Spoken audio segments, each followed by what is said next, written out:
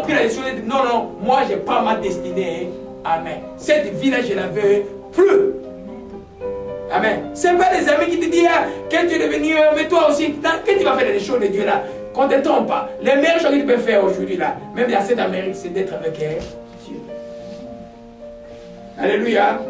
D'être avec Dieu. Alléluia. Amen. Alors, c'est toi donc qui dois prendre soin de ta destinée. Quand ton appel a été fait, c'est toi qui dis, qui va, je vais prier Dieu, qui va m'accompagner à cet appel. Comment je vais avancer.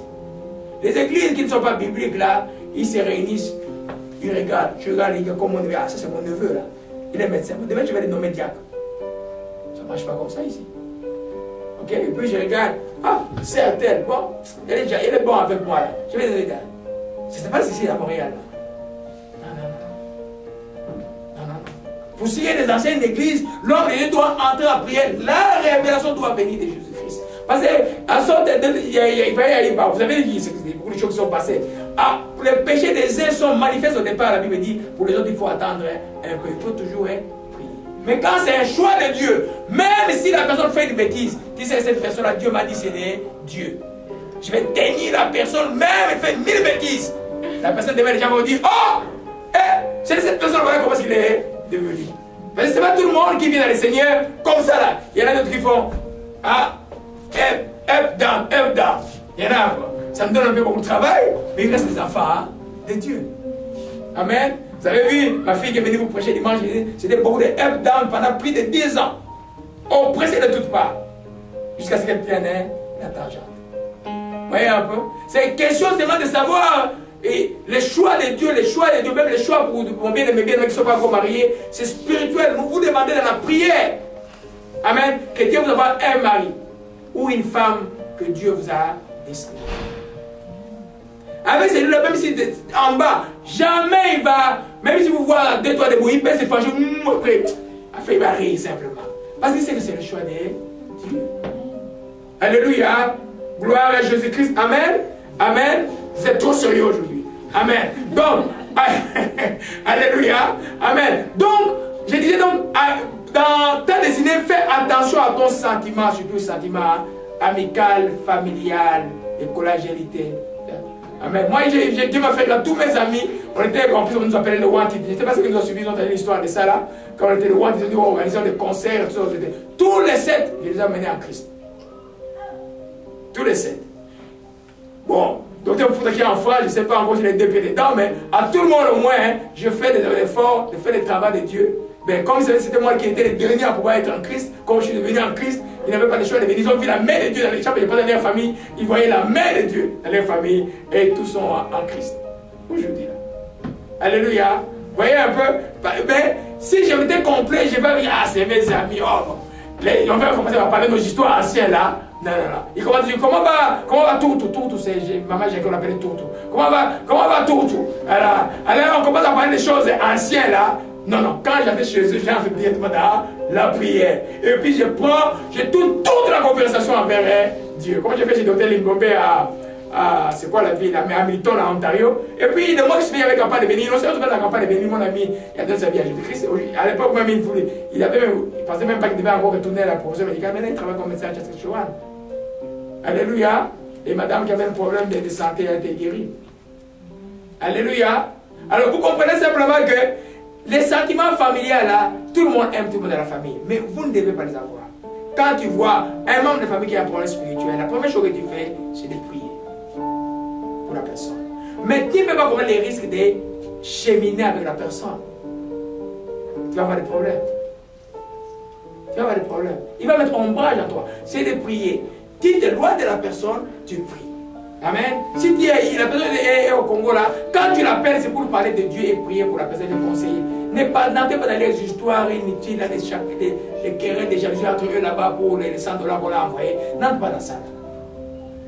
Alléluia. Les sentiments familiaux. Alléluia. Fais attention aux sentiments familiaux. Cela a coûté très cher à un grand apôtre de Jésus-Christ qui s'appelait Barnabas. Amen.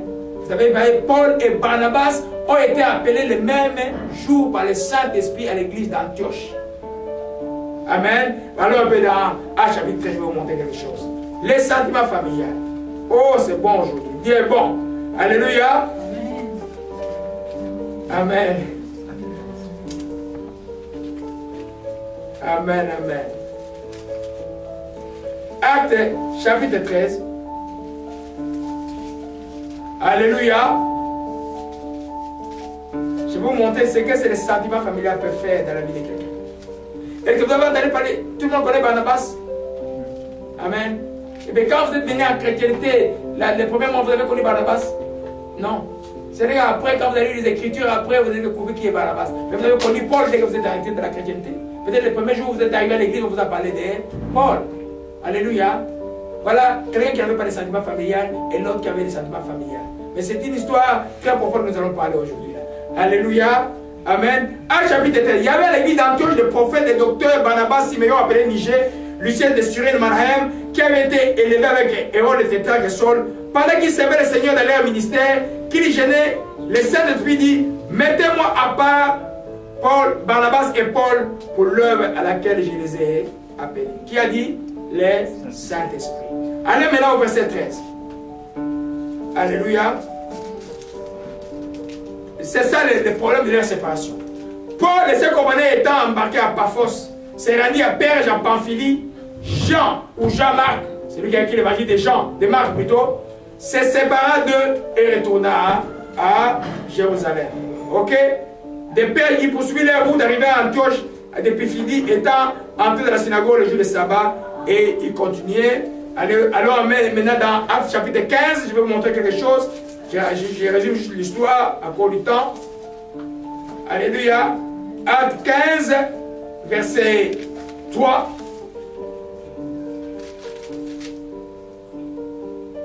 Amen. Alléluia. Oh ma shikama kaba shikara bata. Oh ma shikara bara shikara bata. Oh moshimara kama sakari. Ils vivent une vive discussion parce qu'au second voyage, ils voulaient retourner avec Jean-Marc et qu'ils se séparèrent tous les deux. Jean-Marc était le cousin de Barnabas. Barnabas a voulu amener le cousin dans le second voyage. Paul a dit, il nous a abandonnés, comme on a dit au chapitre 13. Il n'est pas normal qu'il nous suive maintenant parce qu'il nous a déjà abandonnés. Barnabas a pris Jean-Marc. Ils sont partis et Paul a pris Silas. C'est là où la compagnie de Paul était maintenant en compagnie de Silas. Ils sont allés maintenant en mission. On va dire que ça va venir au fur et à mesure que nous avançons. Alléluia. Amen. C'est pour nous dire simplement que Barnabas, on n'entend pas parler. Paul et Silas, on entend parler. Une histoire merveilleuse dans Actes chapitre 16, comme vous connaissez. C'est Paul, le fouet qui était destiné à Barnabas, c'est Silas qui l'a appris pour la gloire de Dieu dans la prison et les murs ont tremblé, le geôlier a été sauvé. C'était la place de Silas, de Barnabas, que Silas avait pris. Amen. Amen. Alors, oh, amen. Gloire à Jésus-Christ. On va le lire. Ah oui, on va le lire rapidement. Quelques jours s'écoulèrent après que Paul et Barnabas retournaient visiter les frères dans les villes où ils avaient annoncé la parole du Seigneur pour voir dans quel état ils étaient. Barnabas voulant aussi amener Jean, surnommé Jean-Marc. C'est celui qui a écrit l'évangile de Marc. Paul jugea plus convenable de ne pas prendre celui qui les avait quittés depuis la fantaisie, qui ne les avait pas accompagnés dans leur œuvre. C'est du sentiment. Quand on parle du sentiment, c'est un désaccord réel. Assez vif pour être cause qui se séparèrent l'un l'autre. Barnabas partant avec Marc, avec lui s'embarqua pour l'île de Chypre, parce qu'il était de Chypre, et Paul fit le choix de Silas, partir recommandé par les frères, par la grâce du Seigneur, parcourir la Syrie et la Sicile et fortifia les églises. Le sentiment familial a fait que Barnabas, qui était même le mentor de Paul, puisse perdre sa place. Alléluia. Amen. Il est au ciel, on croit, mais il n'a pas la gloire, ni ici, ni dans le ciel, que Paul et Silas auront, simplement à cause des sentiments familiaux. Amen. Mais nous n'allons pas trop vite agir, c'est très profond. Nous allons voir quand je vais parler de la bénédiction de la séparation.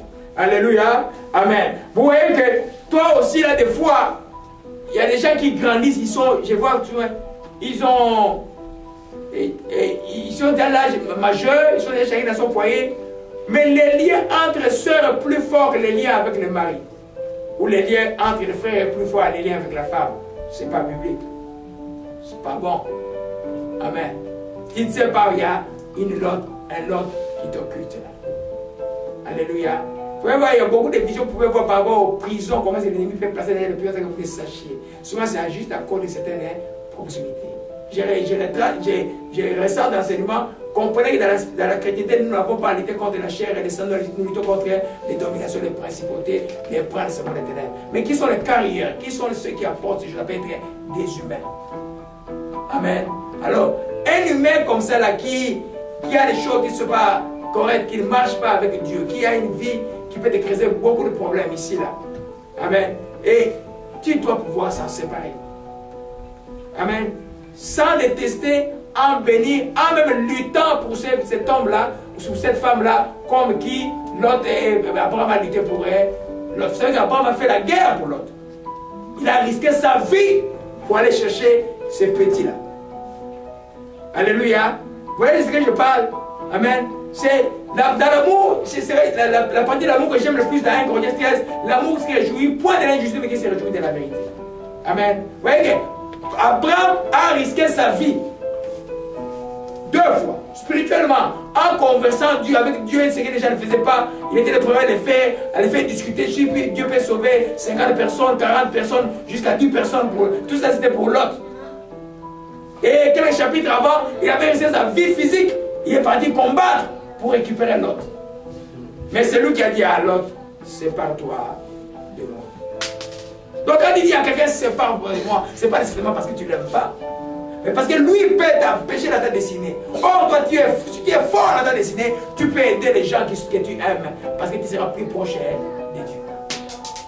Vous comprenez ce que j'ai dit? C'est très très important. Amen. Alléluia. Gloire à Jésus-Christ. Et tu ne dis pas aux gens, hey, je ne me sépare pas de toi, n'en fais pas. Je ne parle pas de ça. Je parle d'être intelligent, de ne pas avoir une relation franche avec une communion franche. Parce que quand tu communies avec quelqu'un, vous échangez toujours. Tu finiras par ressembler à celui avec qui tu communiques. Alléluia. Amen. Donc, c'est des choses qui nous demandent l'intérêt spirituel pour comprendre aujourd'hui. Alléluia. Gloire à Jésus-Christ. Amen. Alléluia. Je ne vois pas bien l'heure.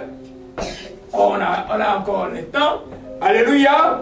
Gloire à Jésus-Christ. La deuxième chose que nous voyons, le deuxième principe que nous voyons, ils sont un incident malheureux.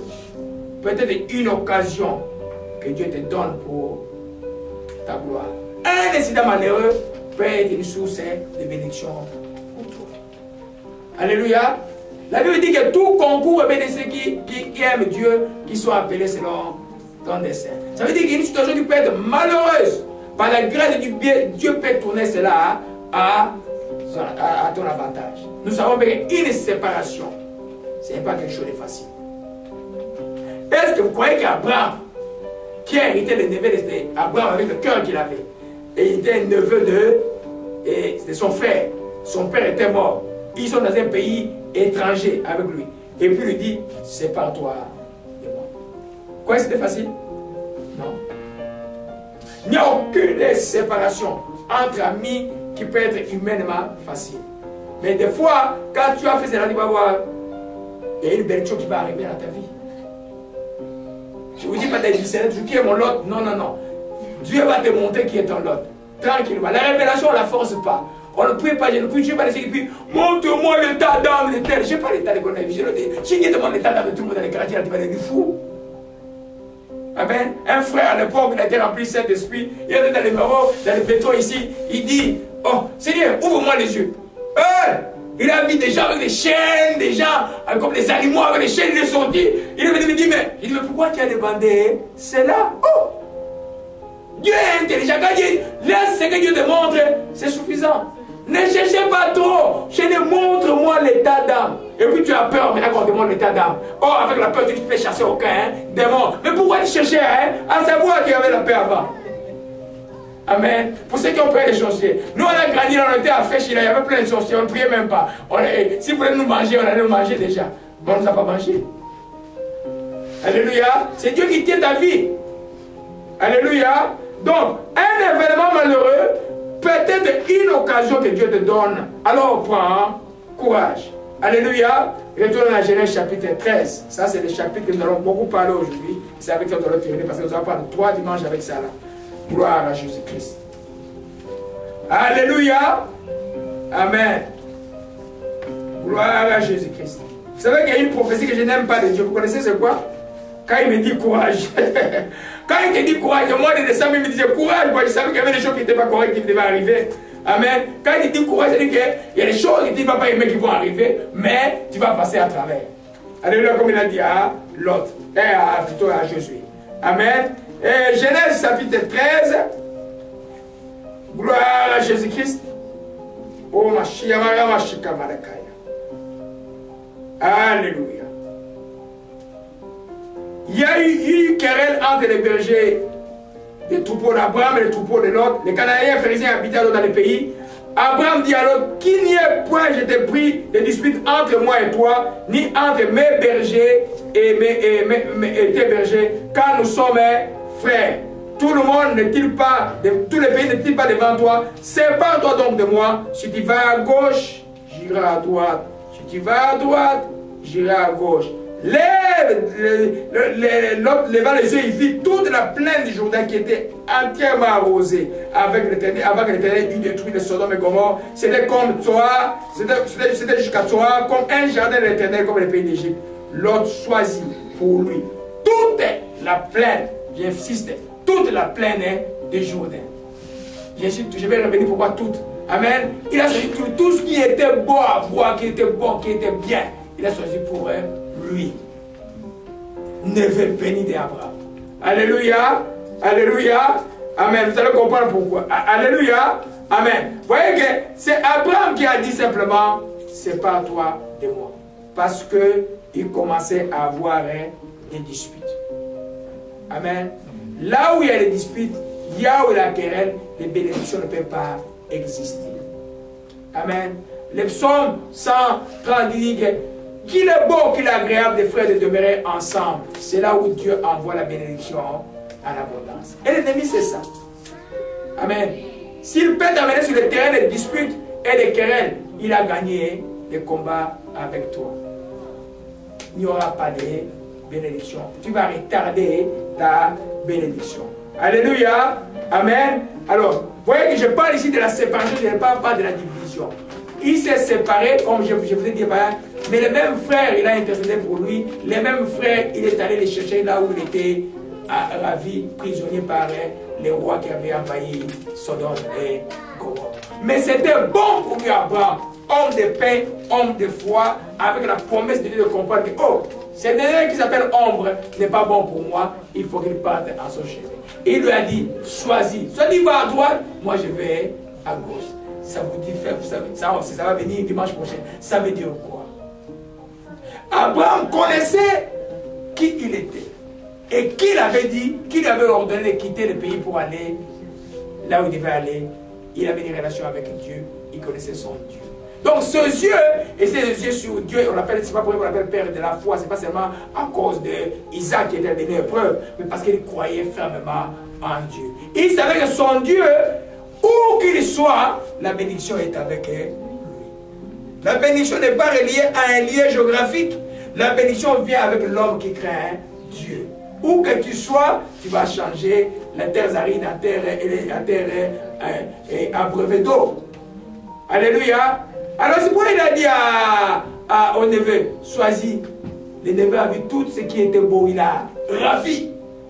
On va voir qui est véritablement l'autre. Amen. Amen. Mais il avait une courte vue de la vie. Alléluia. Amen. Tout cela, on va faire pour éviter quoi? Les querelles. La Bible dit quand tu vois un endroit où les querelles commencent, fouiller cet endroit. La Bible dit pour ceux qui sont de mariage, il vaut mieux habiter sur le toit d'une maison que d'habiter avec une femme querelleuse. Je refuse qu'aucun de mes enfants spirituels ici ou ceux qui suivent de loin là, que vous soyez des femmes querelleuses. Alléluia. Amen. Parce que les querelles, c'est là où l'ennemi vient vraiment planter. Il va vous faire des choses que vous ne pouvez pas imaginer faire justement à cause de querelles. C'est un démon. Et j'ai l'Éternel, il savait bien que j'étais un sort de querelles. Vous disputez pour. Quand vous regardez, pourquoi vous vous êtes disputé, vous voyez, il y a absolument à la base rien.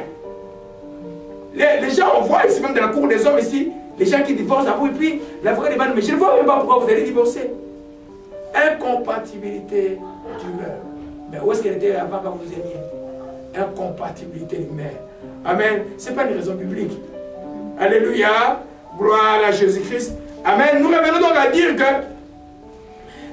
mais la séparation avec quelqu'un dans les temps que Dieu a dessiné peut être une bénédiction. Alléluia. Regardez maintenant au verset 14. Abraham était avec Dieu quand il a appelé à Chaldée, quand il a chanté à Dieu était avec lui. Amen. Mais Dieu n'avait pas encore donné la promesse. Amen. Dès que, voyez au verset 12, Abraham habitait dans le pays de Canaan, l'autre habitait dans le pays des plaines, et dressant ses tentes, les gens de son homme étaient méchants et de grands pécheurs. L'Éternel dit à Abraham, après que l'autre se fut séparé de lui. L'Éternel dit à Abraham, après que l'autre se fut séparé de lui, lève les yeux, regarde où tu es, regarde le nord, le midi, l'orient et l'occident, car tous les pays que tu vois, je te donnerai à toi et ta postérité. Amen. Alléluia. Amen. L'autre avait les yeux humains, a pris une portion qui était belle, mais Dieu avait les yeux spirituels. Ne donne même pas quelque chose de matériel. Et Abraham lui donne encore une promesse, c'est qu'il n'aime pas de promesse. Il lui donne encore une promesse que, non, toi là, c'est à ta descendance que je donnerai tout ce que tu vois au nord, au sud, à l'est et à l'ouest. Alléluia. Parce qu'Abraham comprenait les choses spirituelles, l'autre était charnel, terrestre, actuel. C'est ça, je prends. C'est ça, je prends. Tu peux prendre des choses qui paraissent bonnes maintenant, qui peuvent être des dommages pour toi demain. Amen. Je me rappelle une fois, on était à Danington, et une jeune Filipino que je voyais. Deux fois, chaque fois que j'étais en prière, j'étais dans l'ascenseur, il était avec son petit copain en train de s'embrasser. La dernière fois, ça m'a irrité. J'ai dit, je venais de la prière, j'ai dit, vous arrêtez de faire ça, de sentir comme on chante là. Après, ça va être des graviers dans la bouche. Et puis, je suis parti. Ah, des fois, c'est comme ça. Et puis, 9 mois après, je vois la même femme au même ascenseur ensanglantée enceinte. Le même voyou l'a frappé. Je t'avais dit quoi?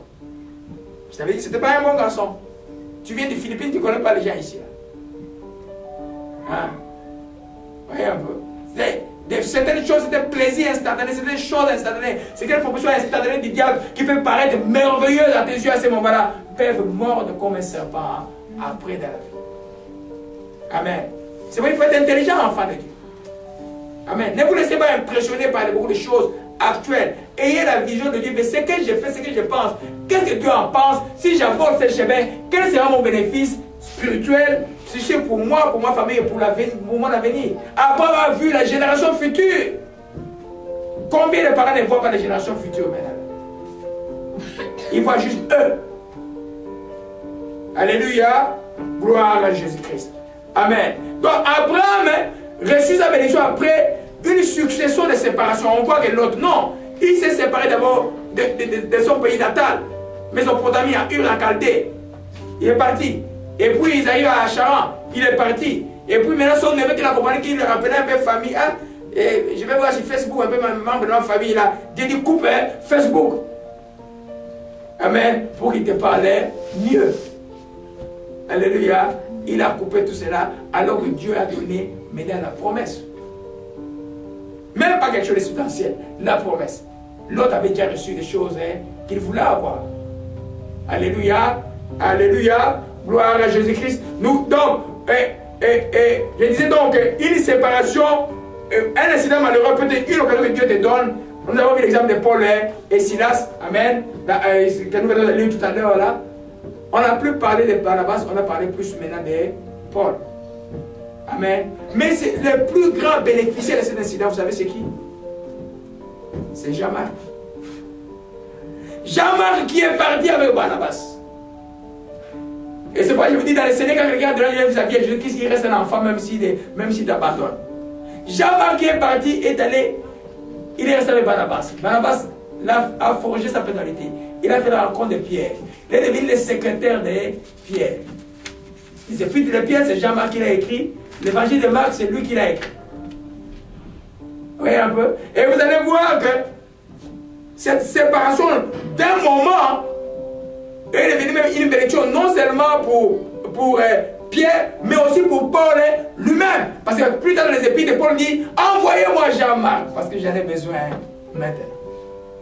Donc dans le Seigneur, Dieu me permet, ce que je vous explique là, c'est une séparation momentanée que Dieu fait pour que tu retrouves ton frère. Alléluia. On va parler de beaucoup de choses aujourd'hui. Alors un peu dans Omashika Marabashikaya. Omashika, Acte 15, verset 39, on a déjà lu. Revenons vers un texte, un petit texte de la Bible, je vais vous montrer un peu. On va parler un peu de Onésime. Qui connaît Onésime? Hein? Un esclave. Ah voilà. Onésime c'est un esclave. On va parler de l'Onésime. Je parle de la bénédiction de la séparation. Alléluia.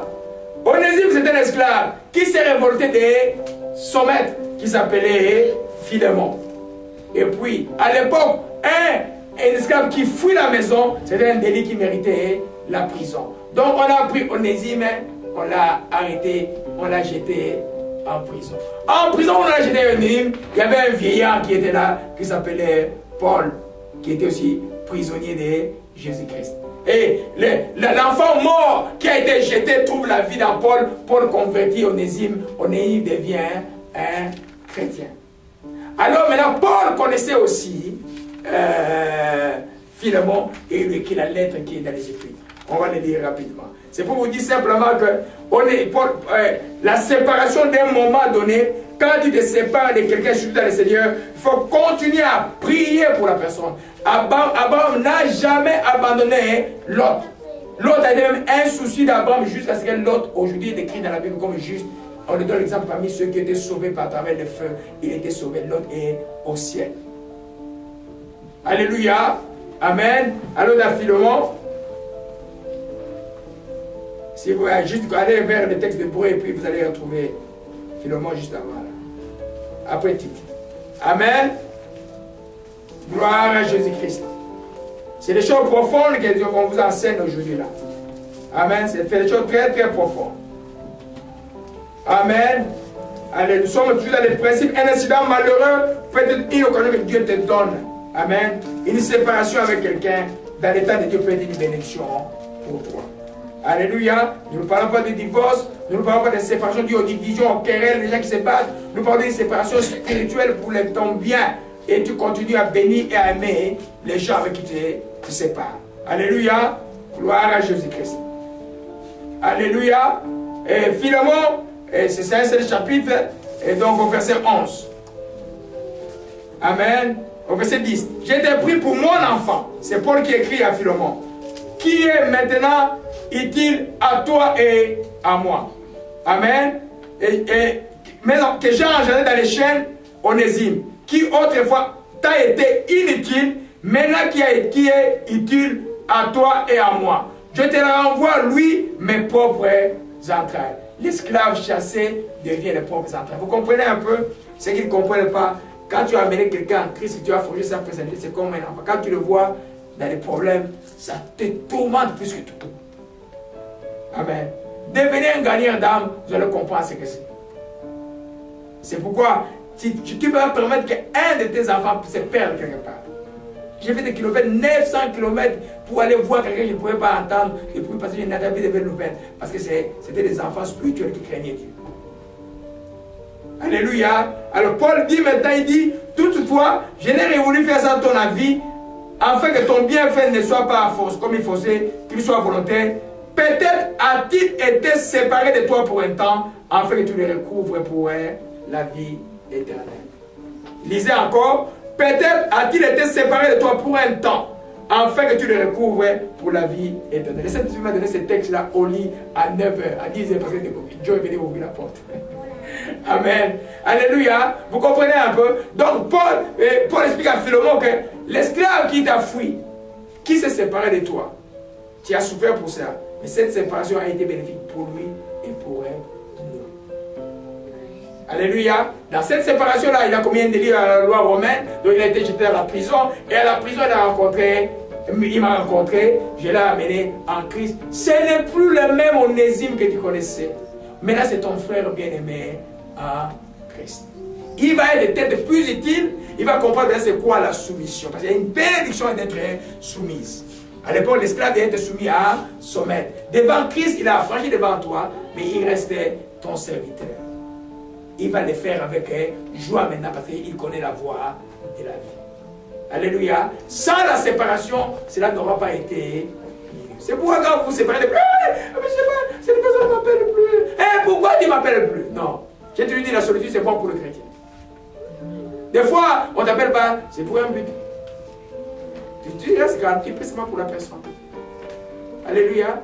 Alléluia. Gloire à Jésus-Christ.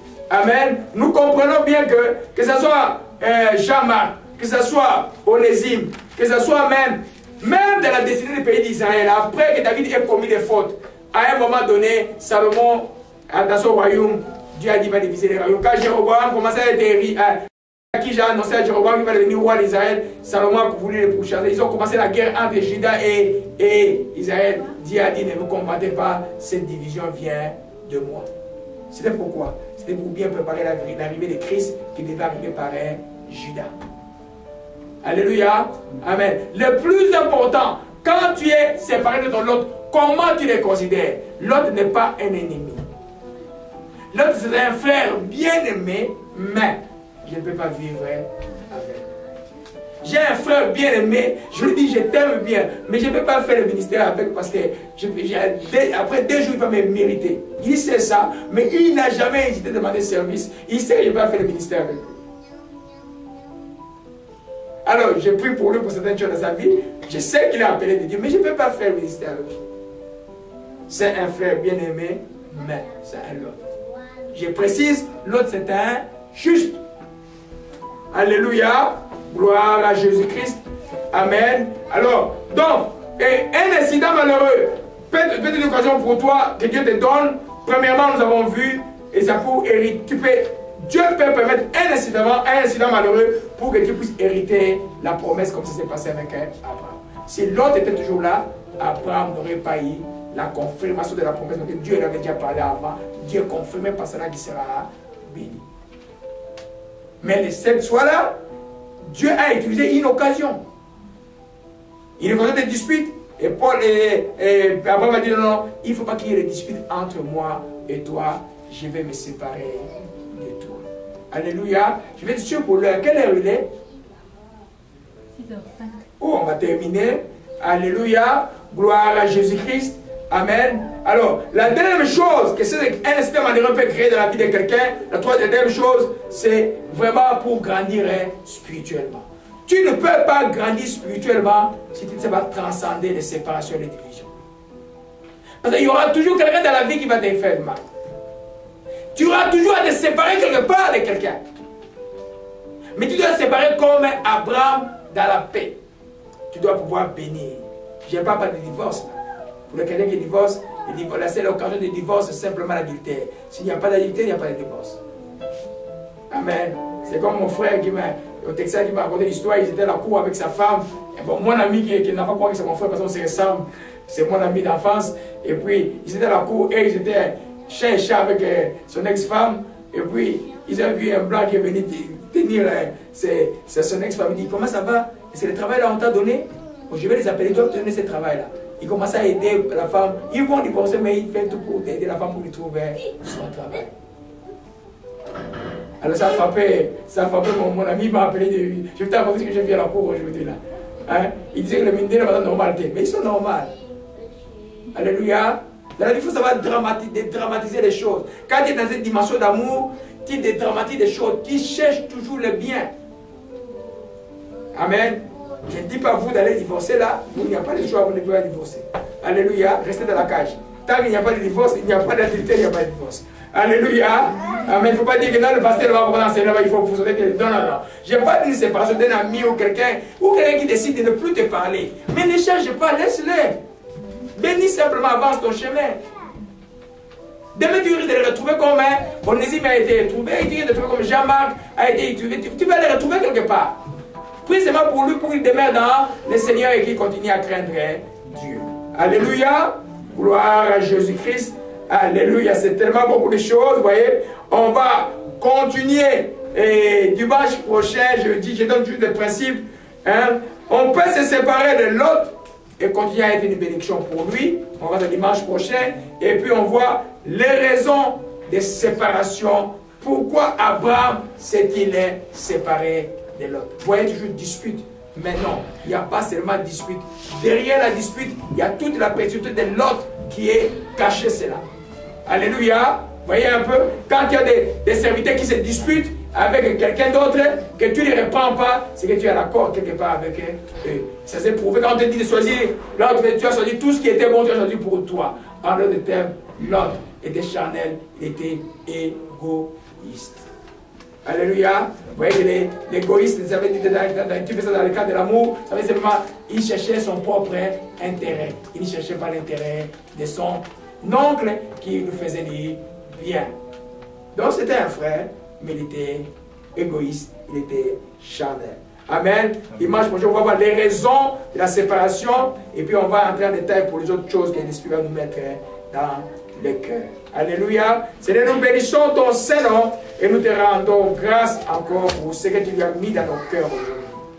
Nous te rendons grâce encore pour la révélation par rapport à l'autre, un frère bien-aimé, un juste, mais dont au Père la vision était charnelle, terrestre.